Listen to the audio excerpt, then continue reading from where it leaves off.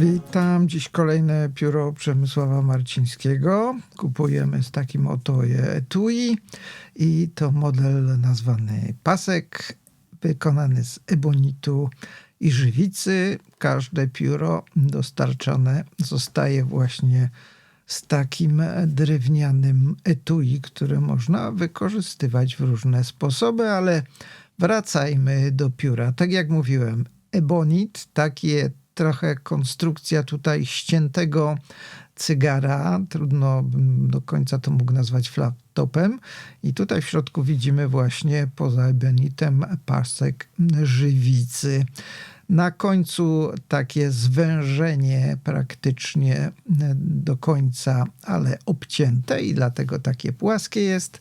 Natomiast po odkręceniu okazuje się długa sekcja, stylowa stalówka JOWO, dużo gwintu, no i naprawdę długa sekcja do trzymania.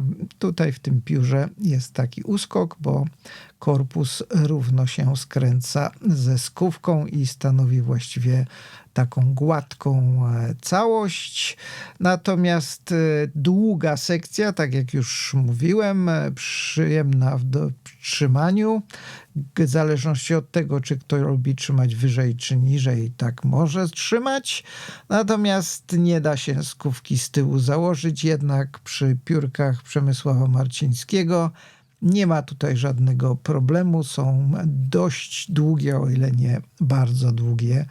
Po odkręceniu widzimy, że w środku tutaj nie ma żadnych metalowych części. Można spróbować zrobić z tego zakraplaczowe pióro, jak to już mówiłem nieraz. Ta stalówka tutaj ma nowe logo, natomiast lekko jest po bokach przycięta, także można tutaj próbować dociskać mocniej. Mam jeszcze drugie pióro z tej samej serii, tym razem jest tutaj czarny ebonit i trochę inna wstawka w środku z żywicy, takiej zupełnie inaczej zabarwionej. Można powiedzieć taka bardziej egzotyczna kombinacja tutaj tych kolorów. Po odkręceniu widać właśnie, że sekcja tutaj tak dość żywo działa, chociaż bardzo ładnie komponuje się to z tą czernią pozostałej części korpusu. Porównanie wielkości to tutaj oczywiście zawsze wyjdzie na korzyść piór Przemysława Marcińskiego. Są najdłuższe z tych, które miałem. 149 mm ma to pióro z założoną skówką, a bez skówki 139. Mówię to w tym miejscu, bo zagubiłem gdzieś pliki z pomiarem. Natomiast grubość sekcji to niecałe 11 mm, a korpusu 15 mm. Waga pióra bez konwertera czy atramentu to 23 gramy. Teraz czas na próbę pisma. To, jak już pokazywałem wcześniej, jest ta stalówka przycięta, to JOWO i ona jest oznaczona jako extra fine, tak bym tego bym może nie powiedział.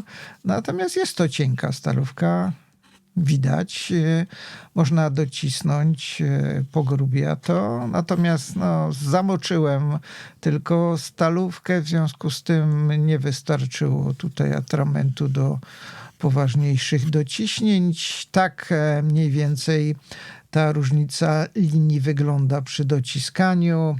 Przepływ dobry, jeszcze zobaczę jak odwrócony. No odwrócony widać, Przemek zawsze tam dopieszcza stalówki i widać, że zrobiona jest dookoła wyszlifowana, nic tutaj nie drapie.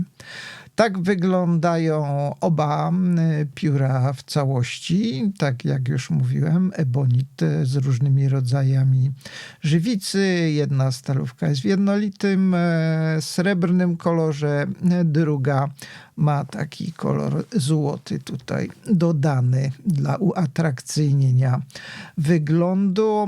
Natomiast pióra długie, solidnie, ładnie wykonane, także dziękuję za uwagę, polecam, do usłyszenia.